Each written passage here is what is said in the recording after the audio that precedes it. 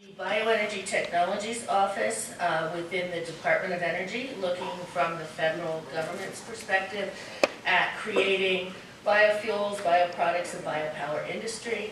Basically, how can we use our natural resources, which are very abundant, to help provide economic and environmental value for this country. Thank you, Valerie.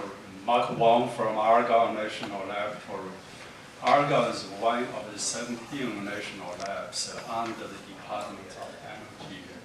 Valerie is the program director of one of the programs in DOE. We by nature is a research organization for federal government supported by the Department of Energy. In the last almost 30 years, we've been doing life cycle analysis of transportation fuels, including biofuels and specifically biodiesel, renewable diesel. With the GREAT model we developed since 1995, and we have used GREAT to examine greenhouse gas reductions of different biofuel production technologies for DOE and other federal agencies such as FAA, USDA, and collaboration with EPA, and state agencies such as California Air Resources Board, the Oregon Department of Environmental Quality, and the most recent international development in International Civil Aviation Organization and Canadian Clean Fuel Standard. So I'm looking forward to have some interaction with you all for what we've been doing in the life cycle analysis area. Hi, my name is Tristan Brown. I'm the director of the Bioeconomy Development Institute at the SUNY College of Environmental Science and Forestry, which is based in Syracuse, New York, just a couple hours from here.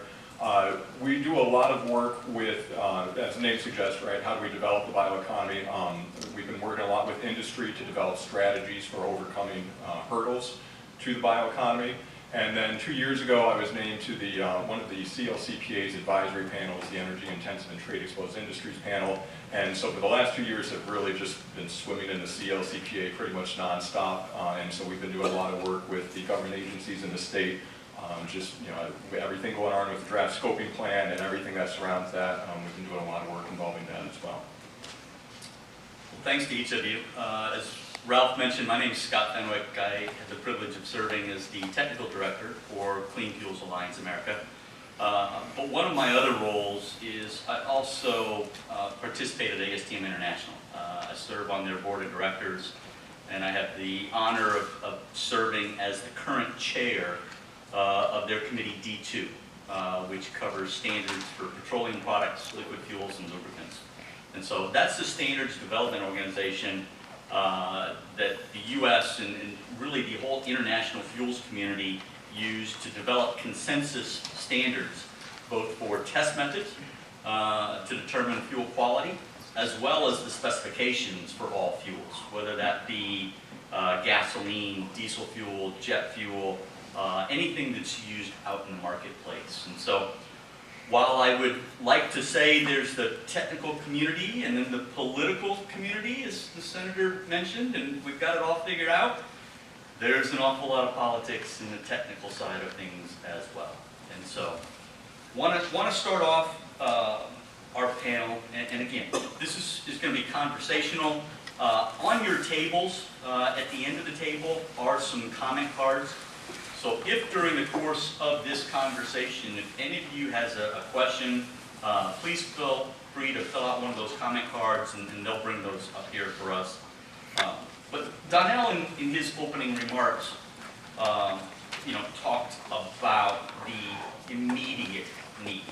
And that's not to say we're going to go to zero carbon, but the immediate need for decarbonization, and even on an incremental basis. And so, Tristan, we'll start here with you. I know SUNY's done quite a bit of work, and the industry phrase right now is time value of carbon. Tell us a little bit about that.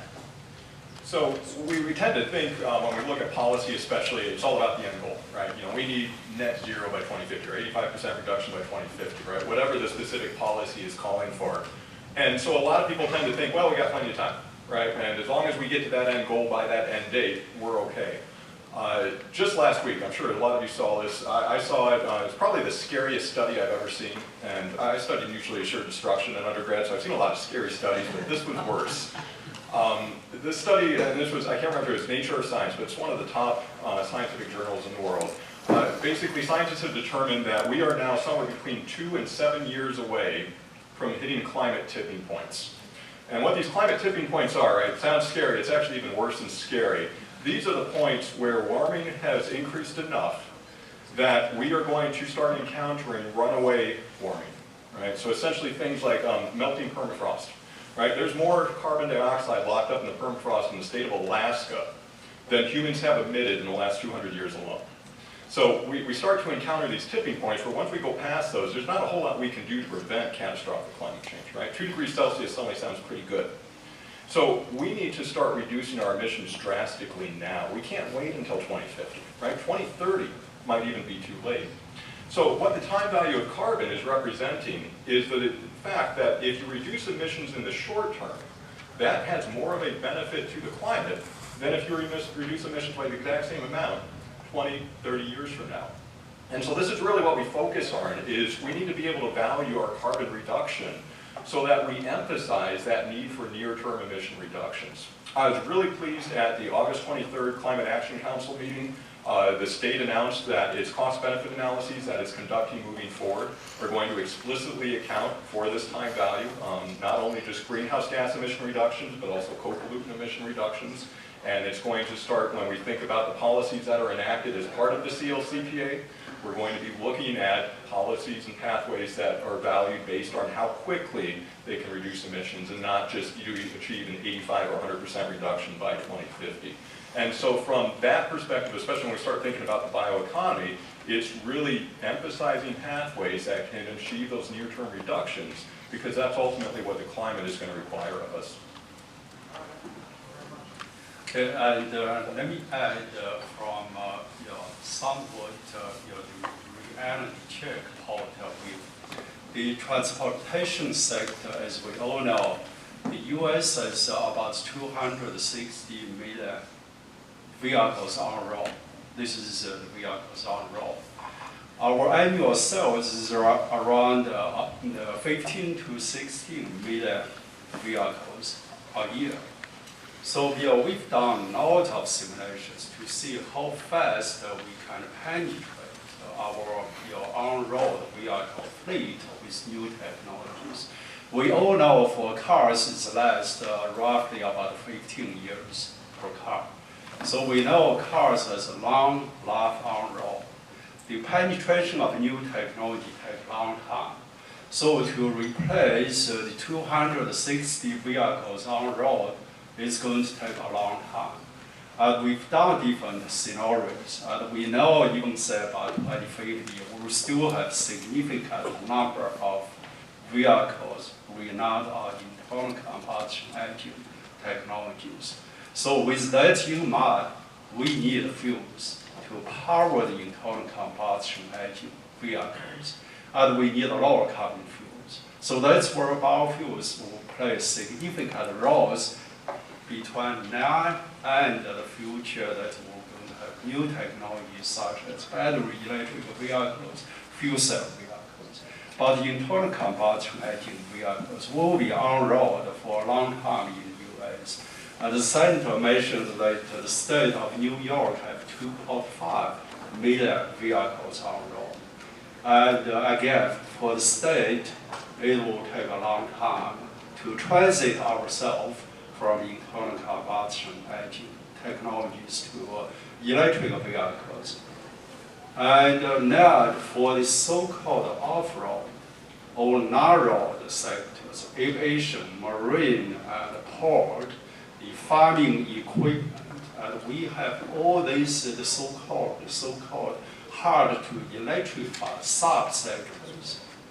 That those sectors will continue to rely on internal combustion engine technologies with high energy liquid fuels. And again, that's where the lower carbon liquid fuels will play an important role to help us to decarbonize the transportation sector holistically. Not only is the last duty we are complete. So I'll continue on that thread. Within the Department of Energy, we have a program called the Sustainable Transportation Program, and it's made up of 3 parts. The Vehicle Technologies Office, the Hydrogen and Fuel Cells Office, and my office, which is the Bioenergy Technologies Office. And in the very near future, we'll be publishing our strategic plan, which looks at the holistic decarbonization of transportation. And within that plan, you're going to see, of course, electric vehicles in the long haul. And we just heard from Michael the difficulty and the turnover time that it'll take to go fully electric. So for quite some time, up to 2050, we have to consider the need to continue to have gasoline, which is how we power our light-duty vehicles. Where biofuels are playing a role in gasoline right now is in ethanol. And all, volume of ethanol at 10% is now going to be increased nationwide to 15%, and I believe there's going to be a mandate soon requiring that.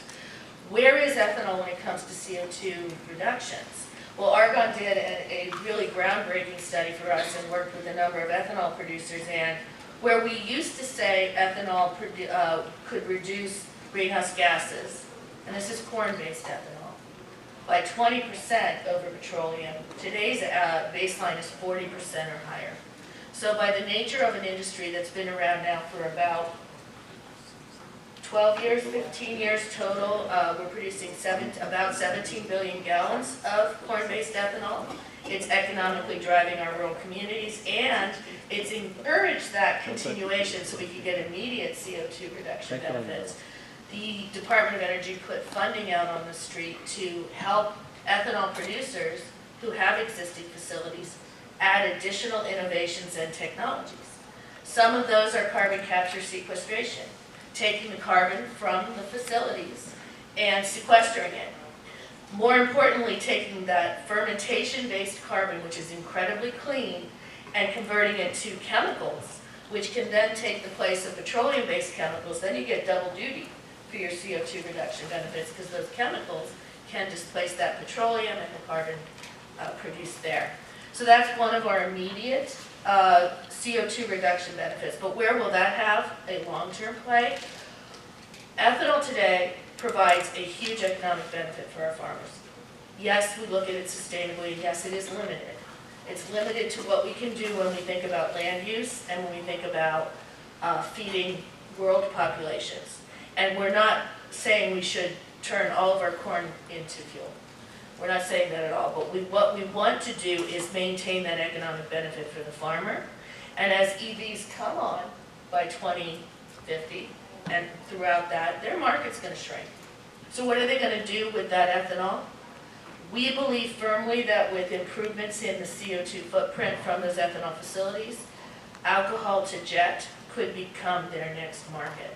And they can have 70, 80, 90% reduction in CO2, producing sustainable aviation fuels, which right now comes to that hard to electrify market, which is going to have no other alternative even in 2050 and beyond.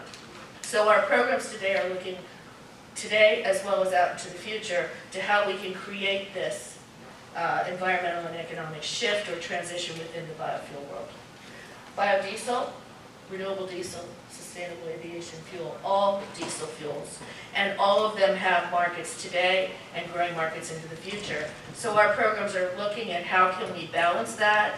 One of the new concepts I'm going to take home with me is best use of lipids. We know we have limited feedstocks right now producing these fuels.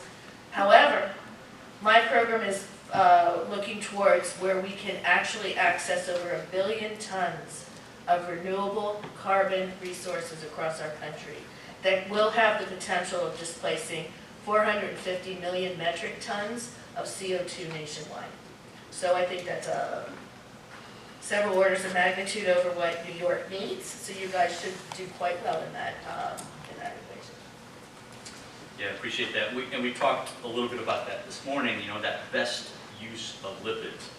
Part of the premise of this panel is, achieving state climate change goals, and I would argue not just state goals, but federal goals as well with bioenergy. And so you've heard a little bit about the environmental benefits, the life cycle analysis, the health benefits. From a technical standpoint, we look at performance benefits as well. And there are some of those as well. We want to ensure that today's fueling infrastructure, today's vehicles don't become obsolete just because you're introducing a new fuel. Now, obviously, in the future, we will have new fuels. We could have been mentioned already, hydrogen as a fuel. But that same hydrogen could be used to produce more renewable diesel, more sustainable aviation fuel. So I've always proposed that one of the additional lesser considered benefits has just been that fueling infrastructure that already exists. Most people don't realize electric vehicles actually existed before the internal combustion engine. But the US has transitioned to the internal combustion engine because liquid fuels are so energy dense. What are some of the other benefits that each of you sees in liquid biofuels today over a more immediate transition some would prefer to electrification or other alternatives? We really have to focus on economic efficiency, right? We talk a lot about energy efficiency. It's often said it's one of the pillars of sustainability, and it is. But we also have to think about economic efficiency, because the fact of the matter is, when you look at the sums of money that are going to be required to achieve deep decarbonization of our entire economies, they're on a scale that we've never seen in the past, right? This is an incredible amount of investment, and yes, those investments are going to generate benefits, but we have to find the resources if we're going to make those investments. And so at the end of the day, I always consider the number one metric we should be looking at is what is the carbon abatement cost? So what is the cost of reducing a single ton of CO2 emissions or your overall greenhouse gas equivalent emissions? Because we tend to think about, okay, some of these electrify everything scenarios where we are going to build up this massive infrastructure that we do not currently have so that we can electrify every last use of our energy, right? Eliminate combustion. We hear a lot about that, especially here in New York State. But the fact of the matter is that's incredibly expensive to do, especially if we're talking about doing it in the near term that the climate requires. And at the end of the day, unless we have infinite resources, and of course we do not have infinite resources, especially not infinite financial resources, what that really means is if you focus on those more expensive pathways with higher carbon abatement costs, you are going to achieve less decarbonization overall. You're simply not going to be able to afford it. And so a lot of people argue, well, we need to move away from the existing infrastructure, right? We should not be utilizing fossil fuel infrastructure. We hear this with, certainly petroleum-based fuels. We hear this with natural gas-based fuels, right? Don't use renewable natural gas because it uses our existing natural gas pipelines. And I would argue if we're going to have a chance at preventing catastrophic climate change, we absolutely need to use all of that existing infrastructure with low-carbon alternatives. Because if we can recycle, essentially, that existing infrastructure, we are reducing our overall cost of decarbonization, and we're going to be able to achieve more decarbonization in the long run. And so I think that's really one of the big advantages, liquid fuels, gaseous fuels, any fuel that allows us to utilize our existing infrastructure is going to allow us to achieve deeper decarbonization in the long run. And at the end of the day, that's the single most important thing that matters. Yeah, let me add from consumers' affordability point of view. We know electric vehicles have significant growth in the last 10 years, especially in the last 5 years, globally and in the US. But if we look at the segment of the car sales of EV growth, it has been in the higher end of the passenger cars. We see the EV is in the 40,000, 50,000 or even 70,000 dollars per car range. And that's because battery is so expensive only at the higher end of the vehicle models. EV makers can have the battery cost return. So this generates a dynamic. So for the US population, which income your group can afford the EV models available in the market. You are definitely not the mid-income group, the lower income group. If you look and the sales, EV sales, it has been in a higher income group. And yet, the federal government has provided $7,500, California, and 3,000 other states, including my own home state, Illinois, will begin to have $3,000 incentive per EV. So we have affordability issue and we have equity issues for EVs as we see the subsidies going on. At the same time, if we look at biofuels, biodiesel, renewable diesel, ethanol, with the existing technologies, consumers will benefit economic cost, as Tricia will elaborate. So we ought to take into affordability into the calculation of our policies in decarbonize the transportation sector. We know over time, technology has improved significantly in the last 10 years. The cost of EVs, especially battery costs, has gone down significantly. And we'll see the path continue the cost reduction on batteries for EVs. But at the same time, we know the critical materials used in batteries are concentrated in fuel categories. The supply chain is concentrated in fuel categories. So as we wrap up electrification, can we anticipate the technology, the manufacturer cost reduction versus the material cost, whether we're going to see the cost reduction will continue, or the demand for critical materials will have some unanticipated consequences or setbacks. So again, that will affect the consumer affordability issue. So I'm going to shift just slightly and talk about community benefits. So biomass and waste, let's not forget that a lot of the biomass, or shall we say renewable carbon resources that we need are going to come from wastes. But it by its nature is a regional feedstock. It's different here in the Northeast than it is in California, than the Midwest, and so forth. Our programs look at it holistically, but also on a regional level. And what does that mean for our communities? Biomass has the opportunity to really provide for our rural communities economic value. We know that already for our forest industries, transitions from failing industries like the paper and pulp industry, where we no longer need paper, but we could take advantage of the expertise, the feedstock, the infrastructure of that industry to create a new industry that produces fuels that can be used in that very region.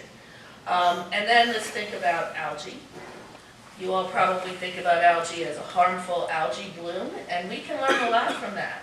We can harvest that and we can convert that into fuels. But even beyond that, we're looking at algae which grows in parts of the country where you don't see trees and grasses. So you can provide a feedstock for that part of the country.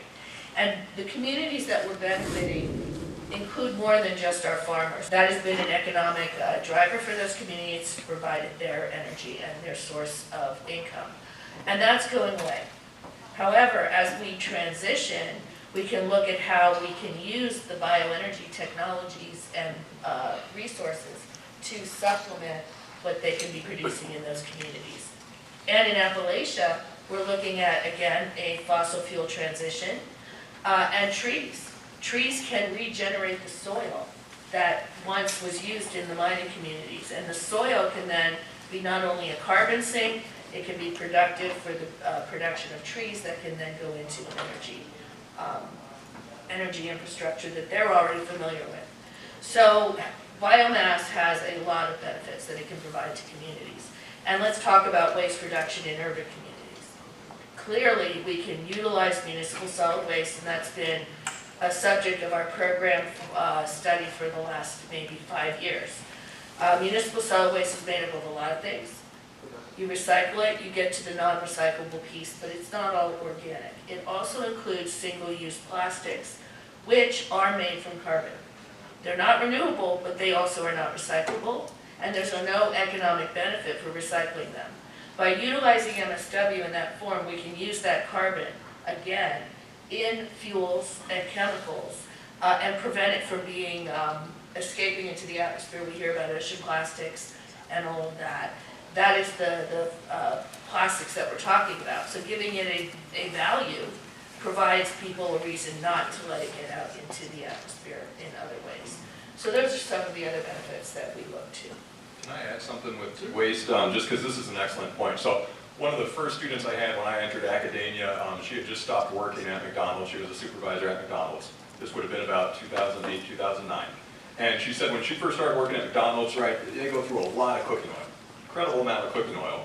And they would just take it, they would collect whatever was real easy to collect, and they would set it outside the door and basically set it out like the trash, right? And someone would come by and pick it up, dispose of it, landfill it. So about 3 years later, and this would have been about the time petroleum prices were hitting $150 per barrel, they had to start locking it up because people were stealing it, because used cooking oil had become such a valuable biodiesel feedstock. And we had this entire industry pop up to start using this waste product that it used to be we just landfilled it, threw it out, right? It was going to turn into methane emissions at the end of the day, and recycle it and use it to displace fossil fuel emissions in the form of petroleum. So waste is one of those things, right? We don't like talking about it all that much. I mean, it's waste. Who wants to talk about that? But that can be an incredibly valuable resource that provides a lot of benefits, both economically and environmentally. And I'm not sure, Scott, maybe you remember, was it the biodiesel board at the time that drove the French fry mobile across the country? Yeah, we've had a lot of displays and efforts to just create awareness. So we've talked a lot about value, the economic side of this, which is always at the forefront. What are some of the additional challenges that we face as an industry that prevent us from utilizing higher volumes of biomass-based diesel fuels today?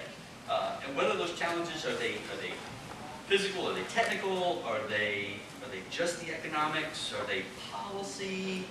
Valerie, let's start with you from a federal perspective. Okay, I'm not sure you can separate those. Let me just talk about the two biggest barriers that we're facing when it comes to production of sustainable aviation fuel, for instance. Cost of the fuel, feedstock availability. Right now, with the onset of huge market demand, driven by decarbonization and by corporate desire to actually make this happen, sustainable aviation fuels have become a high priority of both our nation and globally, which is causing, of course, feedstock pressure, price pressure on renewable diesel and biodiesel. So again, that's something policy can have some input into. And with the recent Inflation Reduction Act, we have seen policies that are working towards enhancing sustainable aviation fuel production and then leveling it off and making all fuels receive tax incentives. We can't get away with an emerging industry from needing those tax incentives to help really get over the hump of risk associated with first-of-a-kind facilities and financing that we're going to face. So for us, the tax policies are essential if we're going to move forward on this. But policy also takes the shape of funding of grant programs, much like my own. And we did not receive huge amounts of funding in the bipartisan infrastructure bill like hydrogen did. Hydrogen is not an existing industry. Biofuels is somewhat of an existing industry, but one that needs to emerge. So our appropriations is how we get our funding. And that funding is dedicated to increasing that feedstock pool from fats, oils, and lipids, which are what are currently mobilized for diesel, to all sorts of feedstocks like I mentioned previously, trees, grasses, wastes, agricultural residues, forest residues that can prevent forest fires, that's another benefit by the way, algae, and all of the above. And without that type of continued research funding, we won't have those fuels available to us, which can then alleviate the price kind of issue we've been having. I'll stop there. Okay. Well, first of all, as an academic, yes, more research funding, please. Right? Don't look to me. I want it to. And the DOE and USDA, right, it's really difficult to over-exaggerate how much of a positive impact they've had in that regard. But in terms of the challenges, there's a big disconnect between the state of scientific knowledge and what all of us who are familiar with the science, especially are in bioenergy know, and really the state of public knowledge. And unfortunately, sometimes we do see that leak into the policy world, and that can be a really, really big challenge in certain circumstances. And before I start off on this, I just want to say, right, the climate law that we passed here in New York State, the CLCPA, has had an incredibly positive benefit. All right, there is a lot to like about it, but it's also had some. There you go. It's also had a few drawbacks, right? A few challenges that it's created of its own. And the one I have specifically in mind, right, there's some language in there that suggests that bioenergy, in terms of its greenhouse gas emissions, is the equivalent to fossil energy, right? At least in terms of greenhouse gas inventory. And there's been a lot of discussion about this over the last few years. I don't want to say, everyone knows exactly what's going on. But when I speak with industry partners, right, and I talk, we've got this really ambitious climate law in New York State. There's an incredible opportunity to bring jobs into the state to help decarbonize. Many of them respond, well, we're concerned that this law treats bioenergy as fossil energy for greenhouse gas emission purposes.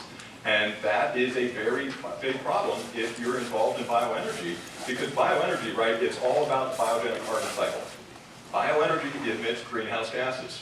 The greenhouse gases it emits in 1 year are greenhouse gases that natural cycle sequestered the previous year. This is not like fossil energy where that fossil carbon was sequestered millions of years ago, and it's going to take millions of years more before it's ultimately resequestered.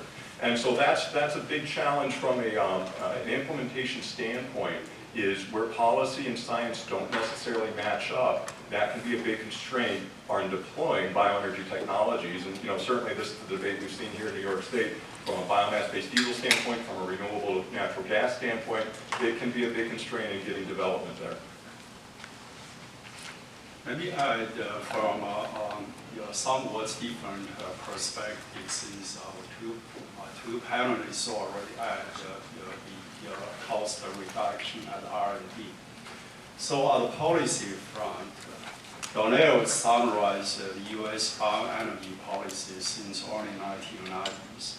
And we see those policies have significant roles for where we are.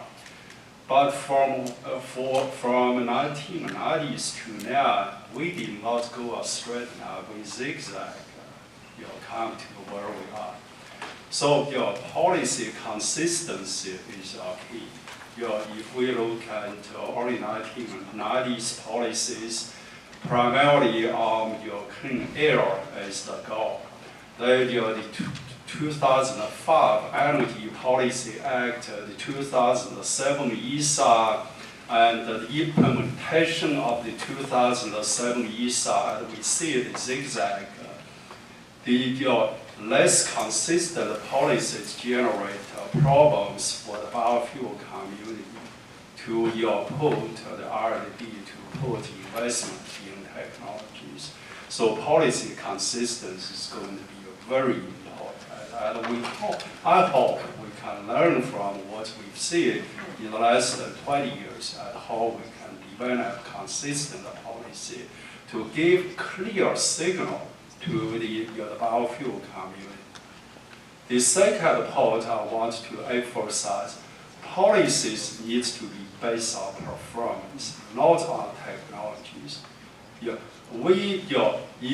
climate change is the goal, let's say that is our performance. Let's say the greenhouse gas reductions as the performance. Set policies, set incentives based on performance to achieve specific goals. We have some success in performance-based policy goals. California LCFS is a carbon reduction performance-based policy. The Oregon Clean Fuel Program is performance-based. The upcoming Washington State program is performance-based. Unfortunately, I would say RFS is not a performance-based policy. So we ought to think how to set the policies based on performance to reach the goals we try to reach. I appreciate it, and we've got a number of questions here we'll begin to address. First one is, there seems to be a persistent narrative there's not enough biofuel in New York to make a material impact. Do you agree, disagree? And that leads into, what about renewable natural gas for the heating oil industry? Yeah, so this is a great question because this is something we hear a lot, right? Is there enough? New York State does not produce much biofuel, right? There's a little bit of ethanol production. I believe the last biodiesel facility shut down several years ago. So production is very limited. More RNG due to the large dairy industry. That said, in terms of feedstock availability, this is something my institute has looked very closely at. And there is more than enough feedstock in New York State to meet the climate law's targets, right? If you've looked at some of the scenarios that have been put out, there's more than enough feedstock both to produce RNG and to produce biomass-based diesel. Different feedstocks. If we're talking biomass-based diesel, we're really talking, this is going to be needing to rely heavily on things like the forest sector, the agricultural sector, using waste, using things like dedicated energy crops. But there is more than enough land, and in the forestry sector, there's already far more than enough biomass being produced every year to meet very ambitious targets, right? We calculate for biomass-based diesel alone, you could produce more than 1 billion gallons per year here in New York State, which would go a long way towards completely replacing ULSD, ultra-low sulfur diesel fuel, in the state. And renewable diesel, or renewable natural gas, you also have enough of a dairy industry, you could hit some very ambitious targets. Now, the trick is finding people to produce that, right? It's being produced. Take the forestry sector, for example. There is more than enough biomass growing, but the workforce is shrinking in New York State's forestry sector. And so this is where you do need to take steps very quickly, right? And so from a policy standpoint, this is a big one. You need to take steps to start supporting that existing infrastructure before it goes away. Because if you don't have the workforce, those resources are going to be harder to utilize. But for the immediate question, do we produce enough biomass? Yes, there is more than enough here. I'll just say that we have the technologies to use it too. There are a number of companies out there who have really moved forward with various technologies from gasification, pyrolysis, which work very well with forest residues, as well as the production of sugar and lignin, which can then be utilized for both fuels and chemicals through biological routes. The program we sponsor within the Department of Energy is demonstrating these at large scale. So what we're doing is cost sharing with the energy provider, coming together with a community like you might have that has the feedstock, building those demonstrations so that you can prove that the technology works and then expand it with deployment incentive programs like our loan program. So these are out there, availability of funds to make it happen. We just need people to pull together to do it. I've add, so coming from Midwest, I do not know the state of New York, so I'm not going to speak in front of you or who is here and know the state of New York. But let me add what I learned and what we're going to work on in California. So California SB 1440 passed, I think last year, later last year, to allow gas utility companies to add RNG technology investment into their gas rate base. And the amount of investment the utilities can add to rate base is depending on LC-based greenhouse gas reductions. So this is a significant development in California under the California Public Utility Commission's jurisdiction to introduce RNG for residential, commercial use. Of course, California does not have much heating as the state of New York has. So if we have some policies similar to SB 1440, that could incentivize RNG introduction and biofuel to space heating. And so, we are going to work with several gas utility companies in California, together with California PUC, to develop a tool to evaluate different projects on the greenhouse gas reduction merit. And the utilities and CPUC will work together to decide how much the investment can roll into their rate base. So such programs could incentivize certain projects and introduction of RNG into the state of New York. And just to add to that, that's a really critical point, right? So I was picking a little bit on the CLCPA just a minute ago. Well, something that really gets right is by saying that methane is one of the most dangerous greenhouse gases out there, right? We all know it's more potent than CO2, but it takes it a step further. I won't get into science, right? 20 year versus 100 year GWP, but it says that methane is about 82 times more powerful than an equal amount of carbon dioxide. What that means is anything that produces methane, right? When we think about the dairy industry, we think about agriculture in general, you want to stop those methane emissions. And so the way to do that is to bring activities that would normally emit methane into the state of New York, because in New York, that methane will be captured and destroyed. Now, how you destroy it, right, is still up for debate. It could be RNG, could be something else. But that's ultimately a good thing, to bring that kind of economic activity into a state where it's going to really emphasize the destruction of that dangerous greenhouse gas, rather than trying to drive it to a state where they might not be capturing it and it's going straight up into the atmosphere. And so incentives play a very, very critical role there. Appreciate it. I've got another couple comments or questions I'd like to combine here. I think they're a little bit related. And Michael, we'll probably start with you on this. But the first one, how do you handle the criticism that alternative fuels are not eligible under the CLCPA? And how do you see these fuels having a good fit? And I think this is related to this question as well. The alternative fuel subgroup suggested feedstocks such as foreign canola and carinata should be excluded. What's the likelihood of this, and how do you see feedstock eligibility generally compared to other programs such as the federal RFS or even the LCFS out in California? Scott, that's a tough question for me to address, especially coming up of the state. But this comes back to my earlier comment on performance based.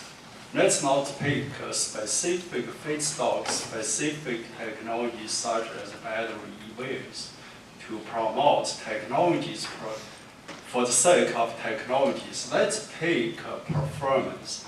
If greenhouse gas reductions are the goal, let you evaluate what feedstocks, what conversion technologies, what the end use fuels bring us how much greenhouse gas reductions, and based on policies of greenhouse gas reductions.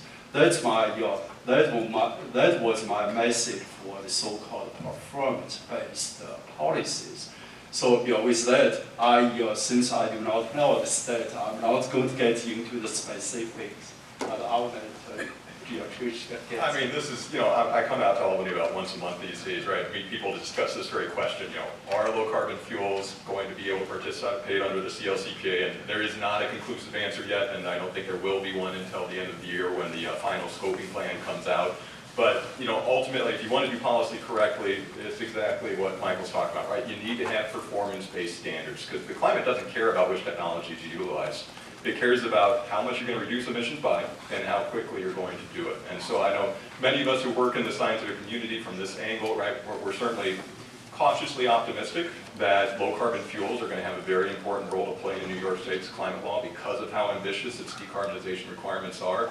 But as I noted earlier, the statutory language, there is a little bit of ambiguity there, and I think that's where we get questions like Scott just asked us. Yeah, I'm just going to add that there is, when we think about the RFS, which does not have a performance-based way of measuring things, but it does certify fuels, renewable fuels for the mandate. Very long or hard process, requires a lot of fuel and fuel testing to really get to the true data that helps provide that certification. And one thing we're struggling with, of course, when you think about if CO2 is driving and bringing down our greenhouse gas emissions or everything, how do we deal with something like municipal solid waste that has plastic in it? Plastic is a fossil fuel. So they're struggling with, as we all are, how do you measure that accurately, give credit for renewable, or should you just give credit for the CO2?